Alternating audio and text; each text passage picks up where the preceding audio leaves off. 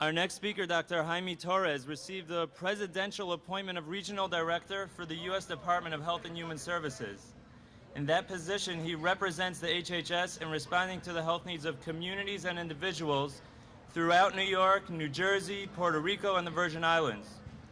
Prior to this appointment, Dr. Torres was the Associate Director of Consultative Services at the Kohler Goldwater Specialty Hospital, which is part of the New York City Health and Hospitals Corporation. Dr. Torres is also the founder and president of Latinos for National Health Insurance and is a tireless advocate for equality in healthcare. Dr. Torres is very familiar with working on public awareness of health issues, which is just what we're doing here today. He's a board-certified podiatrist, and he was instrumental in creating bilingual awareness campaigns for awareness about the connection between diabetes and podiatry. Please join me in welcoming Dr. Jaime Torres. Good morning. First of all, I want to thank our host, the Intrepid Sea, Air, and Space Museum, for recognizing the importance of Behavioral Health Recognition Month and providing this wonderful space for us to meet and hold this important event, and very much to Talk Therapy TV for organizing it. I bring greetings from my boss, the Secretary Cautelin Sebelius, who has been working diligently not only in the passage but the implementation of the historic Affordable Care Act, but also mental health parity provisions. In a recent speech, she said, quote, "Mental illness and substance abuse are far more common than most Americans realize. About 1 in 5 Americans will have a mental illness this year. Almost half of Americans will have a mental illness in their lifetime. And we know that many of these people do not get the care they need. More than 10 million adults said that they didn't get the mental health care they needed last year. And about 20 million said they didn't get the substance abuse care they needed. If 10 or 20 million Americans were walking around with open wounds," she said, "we would call it a national crisis.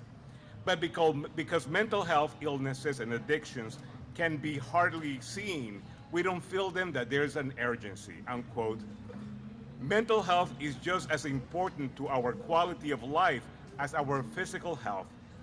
But for too long, mental health has taken a backseat in our healthcare system. Mental health parity laws, including rules issued by the Obama administration earlier this year, have taken important steps to stop the insurance companies from providing limited care to mental health and substance abuse. But unfortunately, it can be difficult for people in our community to find affordable, quality coverage in the health insurance marketplace. The Affordable Care Act, the health reform law signed by the President last year, takes steps to change that significantly, for it enhances access to health care, including prevention and treatment services for mental health and substance abuse for millions of Americans.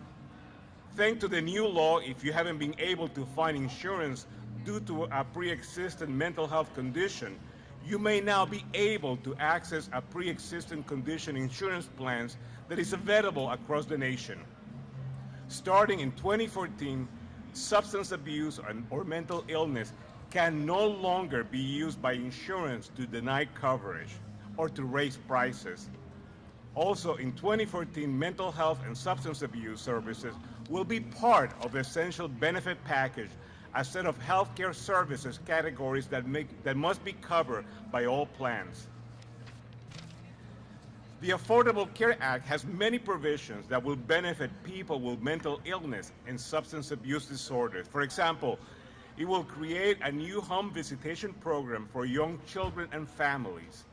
And priority will go to families, including those with a history of substance abuse. It will also create grant programs for school-based health clinics to provide mental health and substance abuse assessment, crisis intervention counseling, treatment and referral to a continuum of services that will include emergency psychiatric care and support programs. We have also formed partnerships to help us reach to some of the Americans with mental illnesses that have not been getting the services that they deserve. That's why we're working with the Department of Education, the Department of Agriculture, and we're also working with the Veterans Administration to reach many veterans. So to conclude, the Secretary asked me to tell you that as much as progress has been made, there's still a long way to go. We need you to be the advocates, not only for more resources, but smarter use for the resources that we now have. Thank you very much, and congratulations to all the honorees on today's event. Thank you.